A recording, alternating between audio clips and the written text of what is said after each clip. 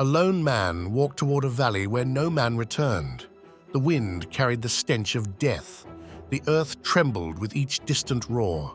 And Hercules, son of Zeus, breaker of monsters, wanderer of grief, knew the moment he stepped forward would decide whether his legend was born or buried beneath the paws of an invincible beast. He tightened his grip. The monster waited. And the first trial of an impossible hero began. Before the songs, before the paintings on temple walls, there was simply Heracles, Hercules to the Romans, a man marked from birth by divine favor and divine hatred. His life was a battlefield long before he ever drew breath. Hera, queen of the gods, despised him for what he represented, Zeus's betrayal and a living reminder of her humiliation. She tried to kill him in his cradle with 2 venomous snakes, but the infant reached out as if grasping toys, squeezed, and left the serpents limp on the floor, an omen of a future drenched in violence.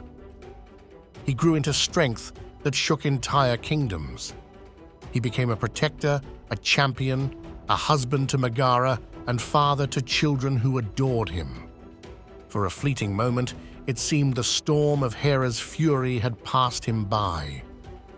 But storms do not forget. One night, Hera struck him with madness, black, shrieking, divine insanity. In that terrible fog, Hercules could not tell friend from foe. When the madness lifted, he stood in silence, surrounded by the bodies of his wife and children. His roar shook the pillars of his home, but no cry could undo what his hands had done.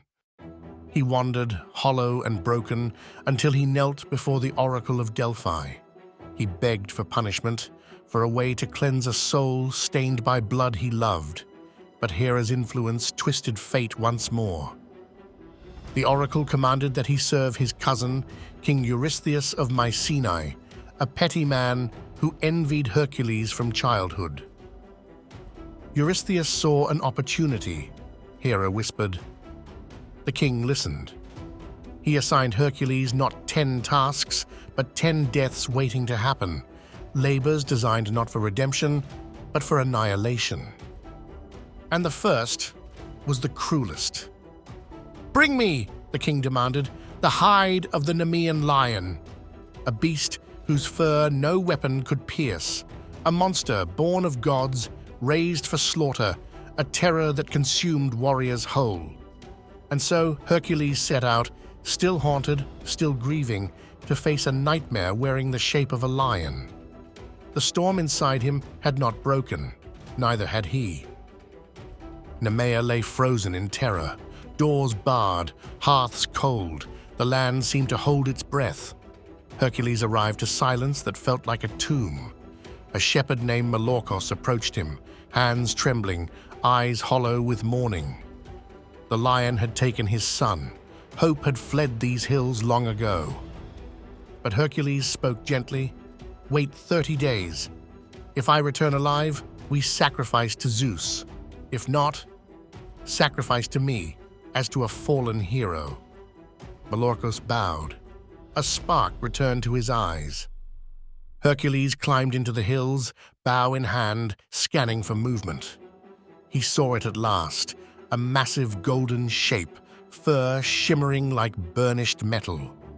When the lion turned its head, light bent across its hide like armor forged by gods. He nocked an arrow, drew the bowstring to his ear, and fired. The arrow struck and bounced off without leaving so much as a mark. Hercules fired again, and again. The arrows clattered harmlessly to the ground. The lion looked at him, slowly, almost amused. Then it roared, a sound that shattered the stillness of the hills. Hercules charged. His olive wood club swung in a crushing arc. The impact cracked like thunder.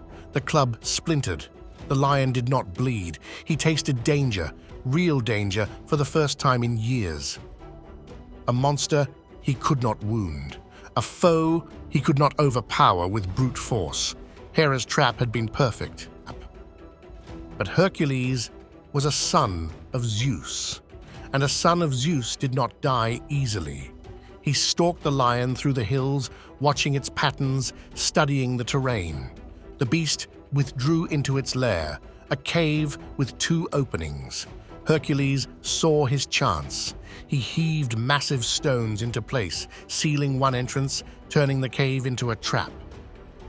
Breathing deep, he stepped inside the darkness. The air smelled of blood and rot. His eyes adjusted, and there it was, the Nemean Lion. Its golden fur swallowed the faint light. Its eyes glowed like embers from a divine furnace. The lion struck first, fast as a falling star. Its claws slashed, teeth snapping inches from Hercules' throat. He barely dodged. The cave gave him no space, no distance, no time.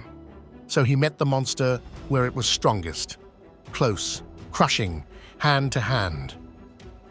He grappled the beast, muscles bulging, tendons straining.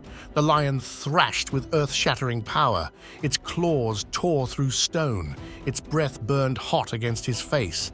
Every second was survival balanced on a blade's edge. The storm had not broken. Neither had the man. He shifted his weight, pinned its forelimbs, and seized its throat. The beast bucked, roared, fought to tear him apart. But Hercules tightened his grip, an unyielding vise of divine blood and mortal fury. The roars turned to gasps, the gasps to silence, and at last the monster fell still. Hercules rose from the darkness, scarred, panting, covered in sweat and dust, but alive. The first labor had been meant to kill him. Instead, it awakened something long dormant. Victory offered no rest. He still had proof to bring. He knelt beside the carcass and drew his knife, but the blade skidded across the hide like water on marble. A mortal weapon could not cut immortal skin. He paused, and then it came to him, perhaps Athena's whisper, perhaps his own clarity returning after years of pain. The lion's claws had pierced armor, stone, bone. So he severed one claw and used it as a blade against the beast itself. Slowly, carefully, he carved through the hide. An impossible hunt, an impossible kill, an impossible trophy. On the 30th day, as Melorkos prepared a morning sacrifice, a silhouette appeared on the horizon, broad-shouldered, towering, draped in something that glowed beneath the sun. Hercules returned, wearing the lion. The pelt hung from his shoulders like a mantle of kings. The beast's skull sat upon his head like a helm of terror. When Hercules brought the hide to King Eurystheus, the coward nearly collapsed in fear. The first labor was complete. The legend had begun. Long after kingdoms crumble, the image endures. A lone hero, cloaked in the hide of an impossible beast, walking toward the next trial. A hero is not born from victory, but from the courage to face what should have killed him. If you wish to follow his path through ruin and glory, subscribe to witness the legends history tried to bury.